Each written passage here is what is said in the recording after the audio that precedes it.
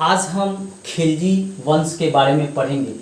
इससे पहले हमने सल्तनत काल की स्थापना किस प्रकार हुआ है उसको मैंने पढ़ाया था। अगर आपने उस वीडियो को नहीं देखा है तो मेरे YouTube चैनल पर जाकर उसे देख सकते हैं। खिलजी वंश, जलालुद्दीन फिरोज खिलजी ने खिलजी वंश की स्थापना किया था। इसने कैकुबाद को हटाकर इसने स्वयं जो है गद्दी प्राप्त किया था। यह सिंहासन जो है शक्ति के आधार पर इसने प्राप्त किया था। इसलिए प्रश्न हमेशा पूछता है कि क्या जलालुद्दीन खिलजी ने शक्ति के आधार पर सिंहासन को प्राप्त किया था? तो हाँ, यह सही है कि शक्ति के आधार पर इसने सिंहासन को प्राप्त किया था और यह तुर्क वंश का था। यह भी तुर्क वंश का था, इसे भी याद रखिएगा। शाइस्ता खां की उपाधि कैकुबाद ने जलालुद्दीन फिरोज खिलजी को ही दिया था। हमेशा प्रश्न पूछता है कि शाइस्ता खां की उपाधि किसे दिया गया था? तो याद रखिएगा जलालुद्दीन फिरोज खिलजी को दिया गया था और यह कैकुबाद के द्वारा दिया गया था। इसके समय दक्षिण भारत के राज्य देवगिरी पर आक्रमण किया गया था और देवगिरी के राजा रामचंद्र देव थे और रामचंद्र देव पर आक्रमण करने के लिए अलाउद्दीन खिलजी स्वयं वहां गया था। इसको भी याद रखिएगा। ईरानी फकीर सीदी मौला को इसने हाथियों से कुचलवा दिया था। हमेशा प्रश्न पूछता है कि किस फकीर को जलालुद्दीन फिरोज खिलजी ने हाथियों के पैरों से कुचलवा दिया था? तो याद रखिएगा सीदी मौला को इसने हाथियों के पैरों से कुचलवा दिया था। 2000 मंगोल को इस्लाम धर्म कबूल करवाया था। किसने? जलालुद्दीन फिरोज खिलजी ने। और इनके रहने के लिए दिल्ली में मंगोलपुरी जो वर्तमान में भी है वहीं पे इनके रहने की व्यवस्था की गई। आज भी मंगोलपुरी मंगोल सैनिकों के नाम पर ही जाना जाता है, यह याद रखिएगा। और यह जो मंगोल थे पहले जो है ये बौद्ध थे। चंगेज खां था उसके ये सैनिक थे। इन्होंने दिल्ली पर हमला किया और ये जो हार गए और इनके द्वारा जलालुद्दीन फिरोज खिलजी के द्वारा इसे बंदी बनाया गया और उन्हें इस्लाम धर्म स्वीकार कराया गया। जब वह इस्लाम धर्म स्वीकार कर लिए तो उनको अपने सैनिक में अपने सेना में शामिल किया गया और उनको जो है मंगोलपुरी एक जगह दिया गया जहाँ पे वो बसे और ये आज भी दिल्ली में ये मंगोलपुरी उन्हीं के नाम से जाना जाता है। 1296 ईस्वी में जलालुद्दीन फिरोज खिलजी अपने भतीजे अलाउद्दीन से मिलने गया। कहाँ? करा में। और यहीं पे क्या किया कि छल से अलाउद्दीन खिलजी ने इसकी हत्या कर दिया। किसकी? जलालुद्दीन फिरोज खिलजी। यह इसका भतीजा भी था और दामाद भी था। देवगिरी के आक्रमण से अलाउद्दीन खिलजी लौटा था, उसी को यह पुरस्कार देने के लिए उससे मिलने गया था। कौन? जलालुद्दीन फिरोज खिलजी। लेकिन धोखे से अलाउद्दीन खिलजी ने इसकी हत्या कर दी। यह इसका भतीजा भी था और दामाद भी था, यह भी याद रखिएगा। अलाउद्दीन खिलजी का बचपन का जो नाम था अली और गुरसाप था, यह याद रखिएगा। अलाउद्दीन खिलजी का बचपन का नाम अली और गुरसाप था। जब इसने 1296 ईस्वी में करा मानिकपुर में जलालुद्दीन फिरोज खिलजी की हत्या किया था तो वहीं पर इसने अपना राज्यारोहण करवाया था। लेकिन आगे चल के इसने दिल्ली के बलबन के जो लाल महल था उसमें आकर फिर से अपना राज्यारोहण करवाया था। यह याद रखिएगा कि सुल्तान की घोषणा तो यह करा में ही कर दिया था, लेकिन राज्यारोहण जो है दिल्ली के बलबन के लाल महल में इसने करवाया था। हमेशा प्रश्न पूछता है कि अलाउद्दीन खिलजी ने कहाँ अपना राज्याभिषेक करवाया था? तो याद रखिएगा बलबन के लाल महल में अलाउद्दीन ने अपना राज्याभिषेक कराया था। नगद वेतन और स्थायी सेना रखने की प्रथा अलाउद्दीन खिलजी ने शुरू की थी। इसका कारण था कि वह जानता था कि जब हम स्थायी सेना रखेंगे तभी हमारे जो अगल बगल में जो दूसरे राज्य हैं उन पर हम हमला कर उनको जीत सकते हैं, उन पर विजय प्राप्त कर सकते हैं, उनसे कर प्राप्त कर सकते हैं। इसीलिए इसने अस्थायी सेना रखने की प्रथा शुरू की। इसके साथ ही इसने घोड़े को दागने और सैनिकों की हुलिया रखने की भी प्रथा शुरू की, ताकि जो है जब युद्ध में घोड़ा ले जाया जा सके और सेना जब वहां पहुंचे तो पहचान हो सके कि यही घोड़ा है और यही सैनिक है। क्योंकि होता था कि जो घोड़ा रखा जाता था उसको जो है जब युद्ध मैदान में ले जाया जाता था तो उसके जगह पर दूसरे घोड़ा का उपयोग कर दिया जाता था। जो सैनिक जो शामिल थे उनके जगह पर दूसरे सैनिक चले जाते थे। इसी कन्फ्यूजन को दूर करने के लिए इसने घोड़े को दागना शुरू किया और जो है सैनिकों का हुलिया रखना शुरू किया। वर्तमान समय में भी जो आप आधार देखते हैं उससे क्या है, वह हमारी पहचान है। भारत के जितने भी लोग हैं उनकी जो है जानकारी उससे प्राप्त सरकार को हो जाता है। भू राजस्व का दर जो था पहले जो था 1/6 था, लेकिन अलाउद्दीन खिलजी ने 1/2 भाग कर दिया। 1/2 भाग का अर्थ होता था कि आधा कर, जितना आपका फसल है, जितना इसका उपज है, उस फसल का आधा जो है कर के रूप में आपसे ले लिया जाएगा। वह जानता था कि जो धन है उसी के द्वारा वह राज्य विस्तार कर सकता है, जो अधिक मात्रा में वह सैनिकों को रख सकता है और इनका उपयोग जो क्या कर सकता है, दूसरे राज्यों को जीतने के लिए यह कर सकता है। इसलिए इसने भू राजस्व की दर को बढ़ा दिया था। हमेशा प्रश्न पूछता है। खम्स जो लूट का माल होता था, पहले जो था 1/4 जो है वह सुल्तान को दिया जाता था, 3/4 जो खम्स लूटते थे जो सैनिक वह रखते थे, लेकिन इसने पलट दिया। अब 3/4 भाग सुल्तान को दिया जाएगा और 1/4 भाग जो लूटते थे सैनिक वह रखेंगे। यह भी प्रश्न पूछता है कि खम्स कब 3/4 भाग किस सुल्तान के समय कर दिया गया, तो अलाउद्दीन खिलजी के समय कर दिया गया। बाद में फिरोज शाह जब तुगलक जब बनता है शासन, तो वह फिर 1/4 कर देता है सुल्तान के लिए, 3/4 कर देता है सैनिकों के लिए। यह याद रखिएगा, आगे हम पढ़ाएंगे। मूल नियंत्रण प्रणाली को लागू किया। मूल नियंत्रण प्रणाली का अर्थ है कि कोई भी वस्तु का मूल्य निर्धारित कर दिया गया। मूल्य निर्धारण का अर्थ है कि कोई वस्तु का जो मूल्य है उससे अधिक पर न तो उसको खरीदा जाएगा न उसे बेचा जाएगा। इसीलिए जो वस्तु का दाम फिक्स है उसी पे आप उसको खरीद सकते हैं और उसी पर आप उसको बेच सकते हैं।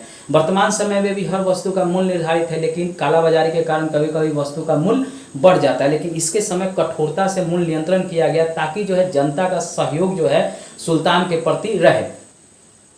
मलिक काफूर को दक्षिण भारत पर विजय करने के लिए भेजा गया।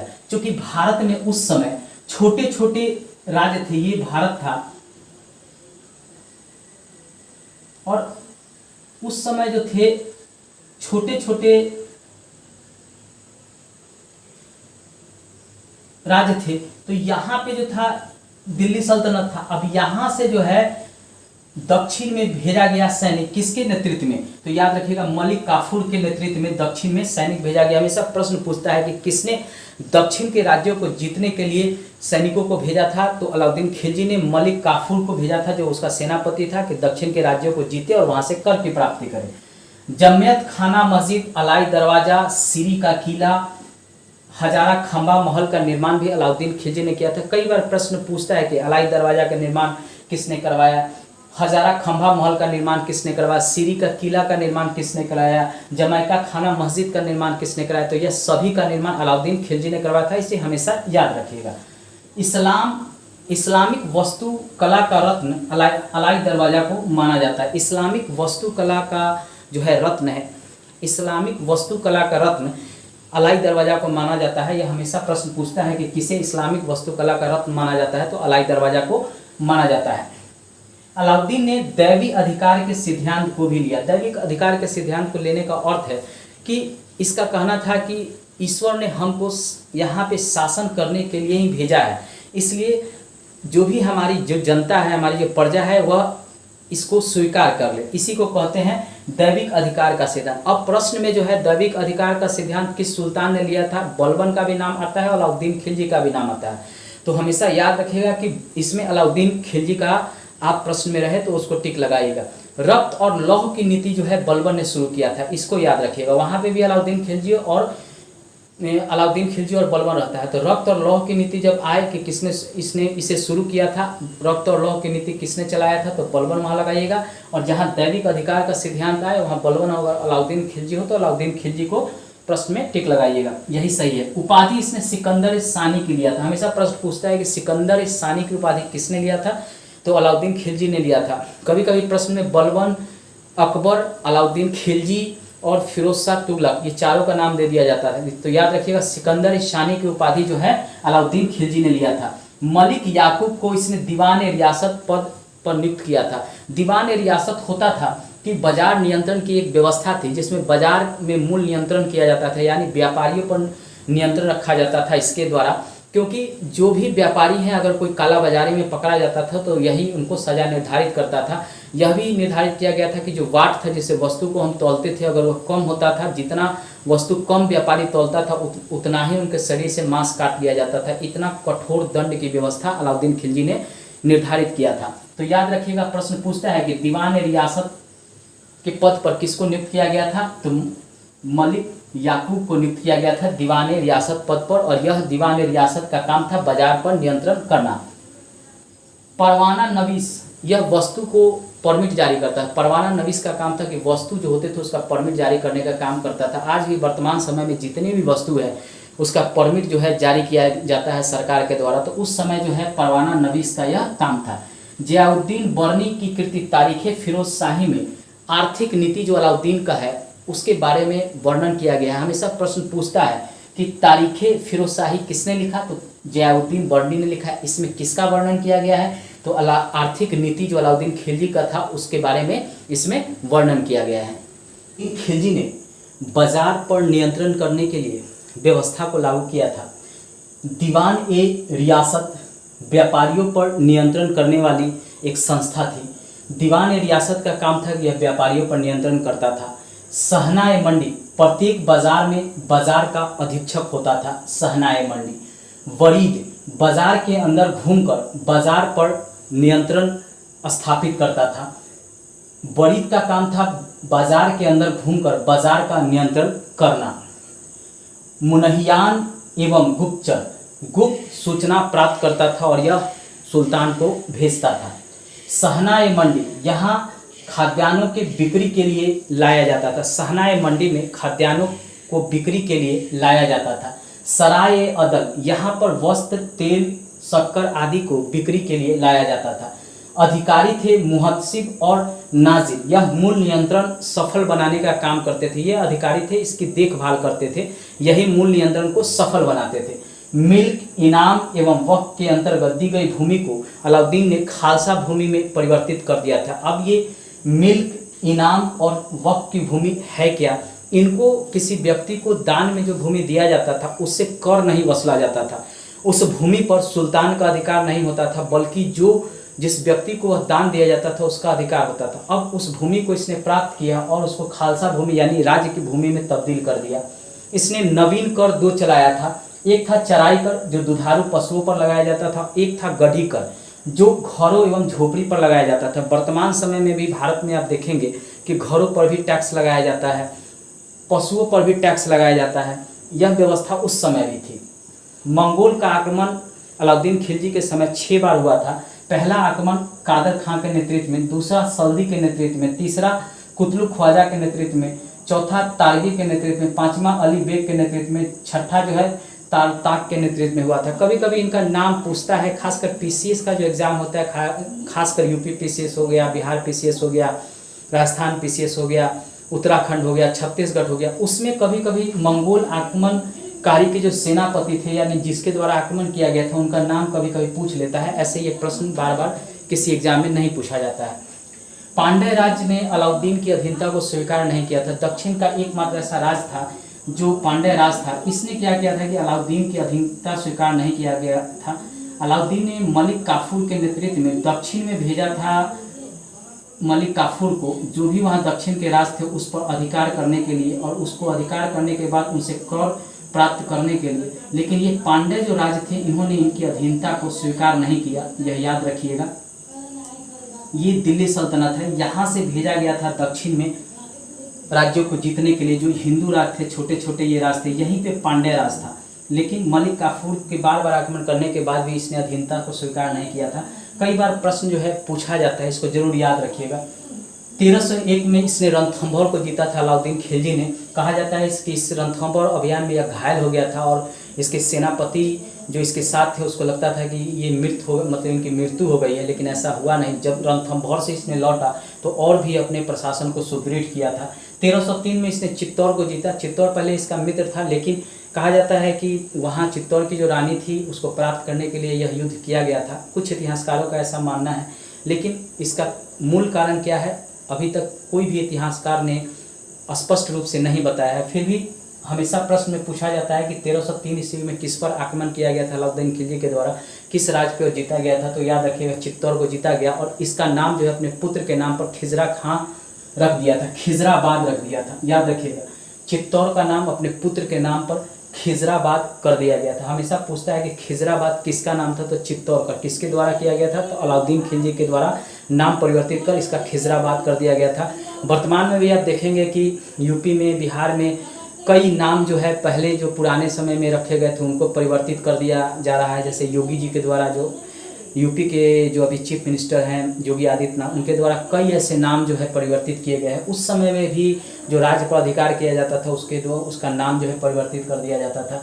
देवगिरी के शासक रामचंद्र को देवगिरी के जो शासक थे रामचंद्र, उनको राय रैयान की उपाधि दिया गया था और उनको नवसारी का जिला भी दिया गया था। इसलिए दिया गया था कि देवगिरी पड़ता था दक्षिण में, यहीं पर अलाउद्दीन स्वयं आक्रमण किया था। देवगिरी को मित्र बनाया गया था ताकि जो यहाँ के छोटे छोटे जो हिंदू राज्य हैं उन पर अधिकार करने के लिए देवगिरी उनकी सहायता करे, इसलिए इनको यह उपाधि भी दिया गया था राय रैयान का, और नवसारी का जिला भी दिया गया था। याद रखिएगा, राय रैयान की उपाधि भी दिया गया था और नवसारी का जिला भी दिया गया था। मलिक काफूर ने प्रताप रुद्र देव से कोहिनूर हीरा प्राप्त किया था। दक्षिण में ही यहाँ प्रताप रुद्र देव का शासन था, यहीं पे मलिक काफूर ने उन पर आक्रमण किया और उनसे कोहिनूर हीरा प्राप्त किया। बाद में जो है आप देखेंगे कि मुगल शासकों ने भी कोहिनूर हीरा को प्राप्त किया था। फिर जब ब्रिटिश हुकूमत भारत पर हुआ तो ब्रिटिश ने भी कोहिनूर हीरा प्राप्त किया। यहाँ के शासकों थे और यहाँ से उठाकर ब्रिटेन ले गए, आज भी वहाँ के म्यूजियम में रखा गया है। भारत सरकार प्रयास कर रही है कि जो कोहिनूर हीरा ब्रिटेन में भारत से ले गया है उस हीरा को फिर भारत में लाया जाए, लेकिन अभी तक यह सफलता भारत सरकार को नहीं मिला है। भारत सरकार प्रयास कर रही है। अलाउद्दीन की मृत्यु 5 जनवरी 1316 ईस्वी में हो गई थी। हमेशा याद रखिएगा, अलाउद्दीन की मृत्यु के बारे में पूछा जाता है और वह गद्दी कब प्राप्त किया उसके बारे में हमेशा प्रश्न पूछा जाता है। तो याद रखिएगा कि उसने गद्दी जो है 1296 में प्राप्त किया था और उसकी मृत्यु जो है 1316 ईस्वी में हो गई थी। उसके बाद उसका पुत्र जो है मुबारक शाह खिलजी शासक बना। यह कमज़ोर शासक था। जब यह सुल्तान बना तो इसकी जो है राज्य के विस्तार पर इसका ध्यान न होकर यह नग्न स्त्री पुरुषों का संगत पसंद करता था। हमेशा प्रश्न पूछता था कौन सा ऐसा सुल्तान जो है नग्न स्त्री पुरुषों का संगत पसंद करता था, तो ये मुबारक शाह खिलजी था। और इसने ही खलीफा की उपाधि लिया था, स्वयं को खलीफा घोषित किया, उसकी उपाधि लिया था। कई बार प्रश्न पूछता है कि किसने खलीफा को अपने आप को खलीफा घोषित किया और उसकी उपाधि लिया था, तो ये मुबारक शाह खिलजी ने ही अपने आप को खलीफा घोषित किया और इसकी उपाधि भी लिया था। मुबारक के वजीर खुसरो खां, याद रखिएगा, मुबारक के वजीर था खुसरो खां जो हिंदू से मुसलमान बना था। इसने ही 1320 में इसकी हत्या कर दी और स्वयं यहाँ का सिंहासन प्राप्त कर लिया था। और खुसरो खां ने पैगंबर के सेनापति की उपाधि धारण की ताकि जो है वहाँ के जो मुसलमान प्रजा थी उनका सहयोग इसे मिल सके। लेकिन बाद में जो है तुगलक शासन स्थापित हुआ और इसको जो है हरा कर इसकी हत्या कर दी गई। नेक्स्ट वीडियो में हम तुगलक वंश के बारे में पढ़ेंगे, उस वीडियो को भी आप जरूर देखिएगा। दोस्तों लास्ट में हम इतना ही कहेंगे कि बीपीएससी का फॉर्म आने वाला है, बिहार दरोगा आ चुका है, यूपी में भी कई फॉर्म आने वाले हैं, यूपी पीसीएस का भी आने वाला है, यूपी पीसीएस का एग्ज़ाम भी होने वाला है, राजस्थान, छत्तीसगढ़, एमपी, इन सभी में फॉर्म आने वाला है। आप तैयारी करते रहिए। जो भी जीएस सेक्शन से संबंधित प्रश्न पूछे जाएंगे वह हमारे वीडियो से जरूर वहां आएगा। आप मेरे वीडियो को प्रत्येक दिन देखिए। मेरे चैनल को सब्सक्राइब कर लीजिएगा, दोस्तों को भी शेयर कीजिएगा, फेसबुक, व्हाट्सएप, इंस्टाग्राम पर भी इसे शेयर कीजिएगा। धन्यवाद दोस्तों।